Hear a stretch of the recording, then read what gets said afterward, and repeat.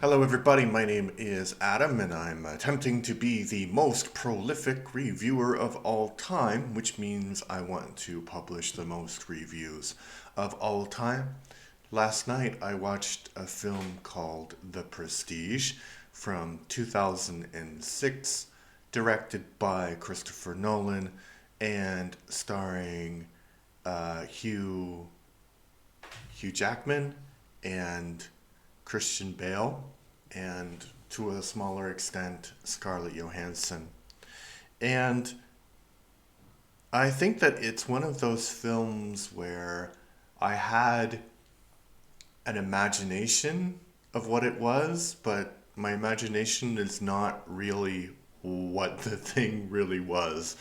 And I I also kind of confused it with the film The Greatest Showman, which also starred Hugh Jackman, and I thought that maybe it was about a hotel for some reason, and then I think I also confused it with Hotel Budapest because that was the image I had. You take all of those films and put them together, and that's the image I had for The Prestige. And to if there's anyone who had that same problem and hasn't seen the film, the Prestige is not a hotel. It's a term for a magic part. It's part of a magic act, and it makes sense because the story is about these two magicians whose lives become very intertwined.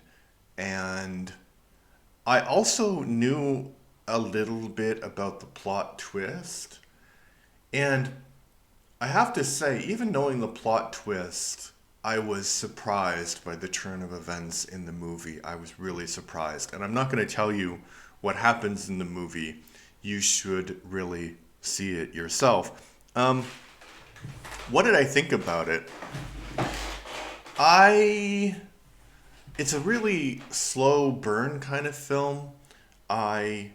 When I first started watching it, I was like, this is not so great. Because, English language films, you can kind of unfortunately tune out. At least I have that problem where if I turn it on and they start talking, I don't need to focus at all. But foreign language films, I need to read what's going on, so I need to focus a little bit more. So that keeps me more engaged. So in the beginning, it was like that, but it got more and more interesting as it went on, and I was like, oh, this is actually quite good. There are some things that I didn't like about the movie, and I think the things that I didn't like are kind of forgivable in terms of what the movie is. So the thing I didn't like was the portrayal of Tesla. So we have this image of Tesla being this sort of mad genius who was able to invent things that were far beyond far beyond the technology of his time, and that plays into this movie. So I think that's a bit ridiculous saying that Tesla was this guy, because Tesla was I mean, he was brilliant, but he also married a pigeon.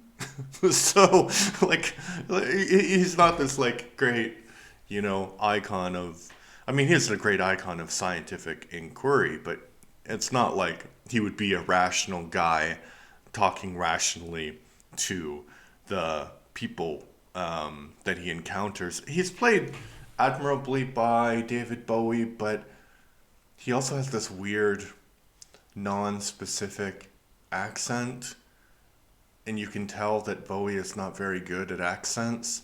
So you wonder, you have all of these great actors, and you have Bowie, who is this sort of odd guy himself, and maybe that's why he was chosen to play Tesla.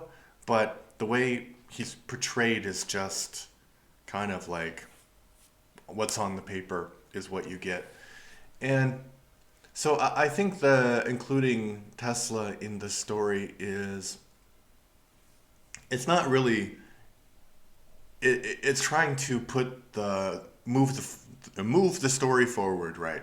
And I don't think that there's anything necessarily wrong with it. It's just a bit unrealistic. but the movie is completely unrealistic in a good way.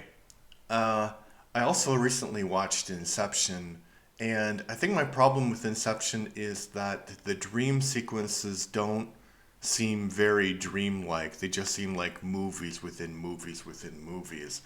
But this, it feels like unreal and magical, and you wonder like what the truth is, and it's quite good.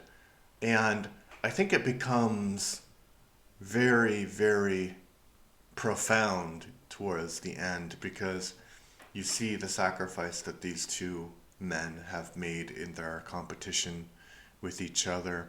So I think this movie taught me the lesson never to judge a movie by your own perceptions before you actually watch it because it's not fair to a lot of movies. So if you, and I think I prodded myself in not doing that, but I think like a lot we in our movie going culture we have this a lot nowadays. Like people are like, "Oh, the new Disney film is horrible because blah blah blah or whatever," you know. So give things a chance. I mean, if you're totally not interested in seeing the film, you don't have to see it. But if you think you might be interested in it, but you heard a lot of bad things about it, or you heard some, you know, don't allow your preconceived perceptions to uh, prevent you from watching things. All right, that's my review of The Prestige. What do you think? Put your comments in the comment section below. Thank you. Bye bye.